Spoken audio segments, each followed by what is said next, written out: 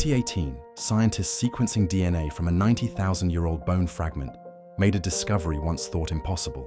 The bone belonged to a teenage girl whose mother was a Neanderthal and whose father was a Denisovan, two entirely different species of human. She was living proof that when our ancestors met other humans, they didn't always fight or flee. Sometimes they fell in love, or at least they mated. This girl, known as Denisova 11, or Denny, shouldn't have existed. Different species aren't supposed to produce healthy offspring. Yet here she was, a first-generation hybrid who lived when mammoths still roamed Siberia, and she wasn't an anomaly. Every person alive today whose ancestors left Africa carries the genetic legacy of these ancient unions. None of us are purely Homo sapiens. We are mixtures, blends of human species who met, mingled, and passed their genes down through thousands of generations. The story begins in a clean lab at the Max Planck Institute in Leipzig, Germany. Svante Pabo and his team spent years extracting DNA from Neanderthal bones found in Croatia.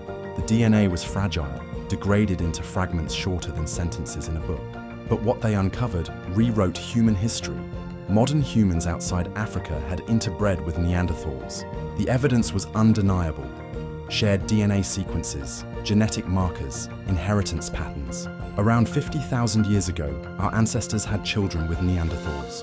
Today, Europeans and Asians carry between 1 and 2% Neanderthal DNA, with East Asians carrying slightly more, suggesting multiple waves of interbreeding. Then came another discovery, a tiny fingerbone found in Denisova cave in Siberia.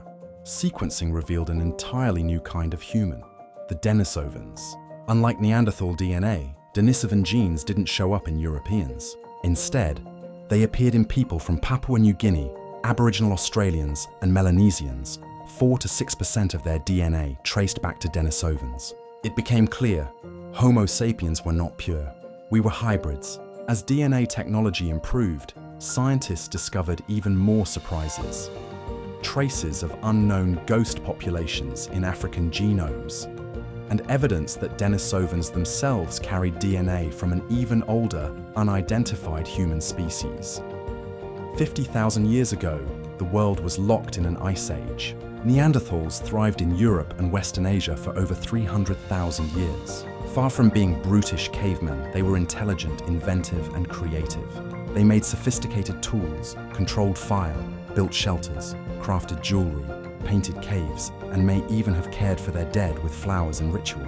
Meanwhile, Denisovans occupied a vast range across Asia, from Siberia to Tibet to Southeast Asia. They adapted to environments as diverse as frozen tundras and tropical islands. In Tibet, Denisovan DNA provided modern humans with a gene that allowed survival at high altitudes, a genetic inheritance still carried by Tibetans today. Even more remarkable, many of the traits we rely on today come from these ancient encounters. Neanderthal DNA boosted our immune systems, strengthened our skin, and influenced our hair. Denisovan DNA helped Arctic populations adapt to extreme cold. But not all genetic gifts were beneficial. Some Neanderthal variants increase the risk of blood clots, strokes, or severe COVID-19. Genes that once saved lives in harsh conditions, but now work against us in the modern world. This raises the ultimate question. If Neanderthals and Denisovans were so capable, if they were our equals in intelligence and creativity, why are we here, and they are not? The answer may be population size and networks. Neanderthals lived in small, isolated groups with low genetic diversity. Diseases, climate shifts, and sheer demographic pressure may have pushed Neanderthals and Denisovans to the brink. And in many cases, they weren't so much wiped out as absorbed, their identities merging into us through interbreeding, until only traces of them remained. Today, when you take a genetic ancestry test, you may find a percentage of Neanderthal DNA.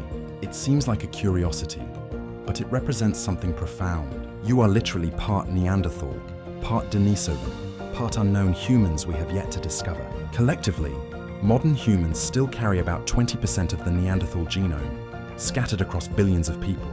In a way, they never went extinct. Their genes are still here, alive in us, shaping our bodies, our minds, and even our vulnerabilities. A process shaped by ancient meetings when the world was colder and humans weren't alone. The Neanderthals are gone. The Denisovans are gone.